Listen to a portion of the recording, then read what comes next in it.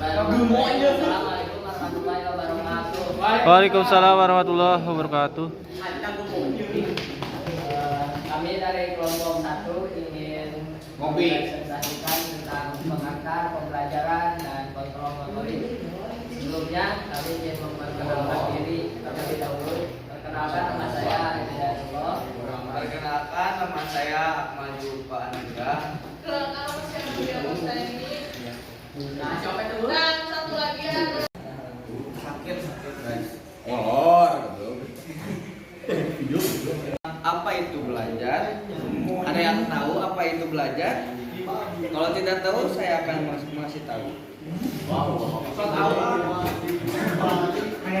Belajar itu adalah suatu proses atau upaya yang dilakukan setiap individu untuk mendapatkan perubahan tingkah laku baik dalam bentuk pengetahuan, keterampilan, sikap, dan nilai positif sebagai suatu pengalaman dari berbagai materi yang telah dipelajari. Nah, selanjutnya pembelajaran motorik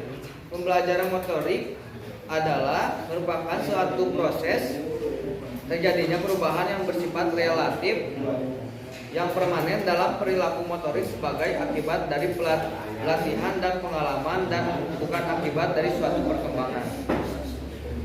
Selanjutnya kontrol itu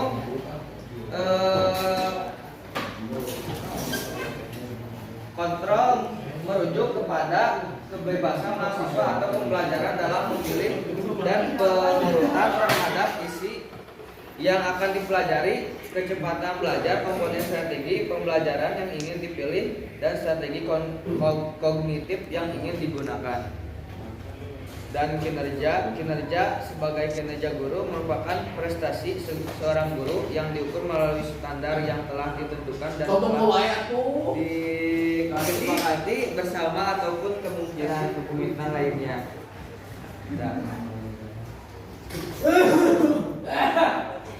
Selanjutnya akan dijelaskan oleh Aca.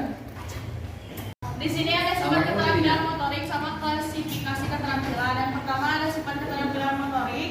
Keterampilan motorik adalah kemampuan untuk menggerakkan anggota tubuh seperti kepala, bibir, lidah, tangan, dan kaki. Untuk klasifikasi ada 2 jenis, yaitu kemampuan motorik halus sama kasar. Kalau misalnya keterampilan motorik halus yang merupakan gerakan melibatkan otot kecil seperti jari jemari, contohnya menggambar, menulis, sama mengambil makanan. Kalau untuk motorik kasar itu pergerakannya pakai otot besar.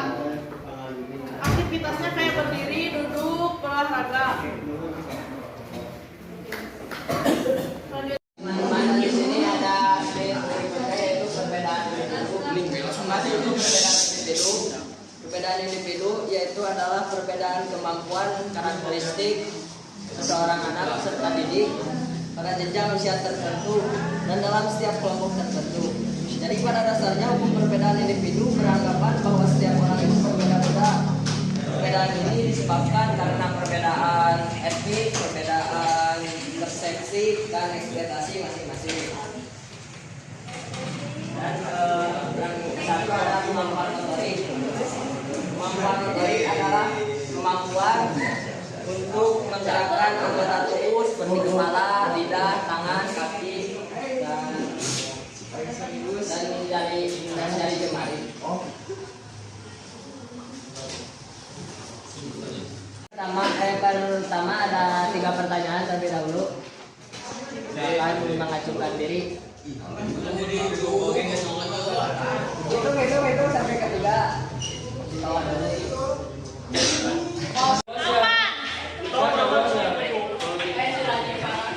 Saha. Assalamualaikum warahmatullahi wabarakatuh. Nama saya Afan Fauzan. Saya ingin bertanya mengenai materi yang dipaparkan mengenai kontrol motorik. Nah, untuk kontrol motorik ini bagaimana sih? Apa aja gitu yang harus dikontrol dalam pembelajaran motor itu? Mungkin itu saja. Terima kasih. Assalamualaikum warahmatullahi wabarakatuh. Awalnya perkenalkan, nama saya Firman. pada kelompok 1. Nah, di sini kan ada yang namanya motorik halus dan motorik kasar. Nah, pertanyaannya, mengapa sih harus dibedakan motorik halus dengan motorik kasar? Ya.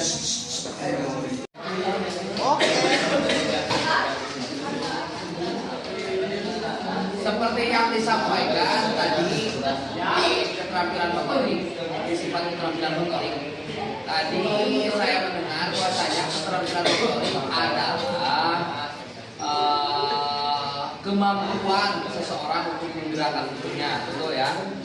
Ini sederhana saja, nampaknya rekan-rekan semua sudah terlalu paham apabila memang hanya diberikan penjelasan seperti itu saja.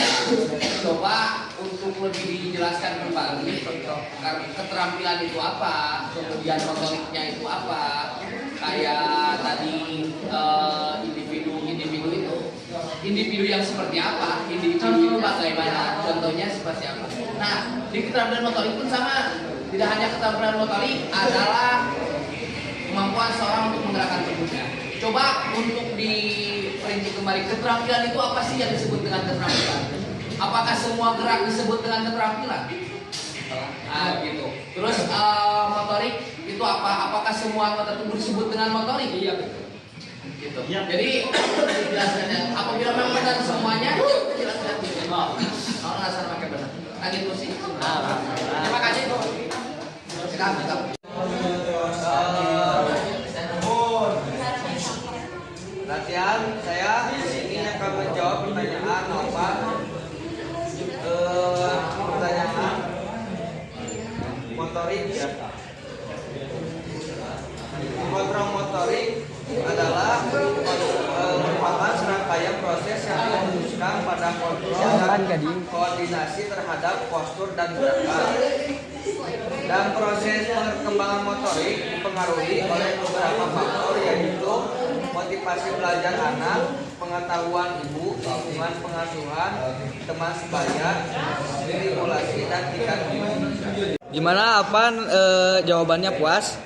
Terima kasih, sangat puas. Oke, sama-sama. Sip. Paparan kelompok 1 sudah selesai. Mudah-mudahan dimengerti oleh sekalian. Amin. Intinya menyemangatkan. Amin. Wassalamualaikum warahmatullahi wabarakatuh. Waalaikumsalam warahmatullahi wabarakatuh.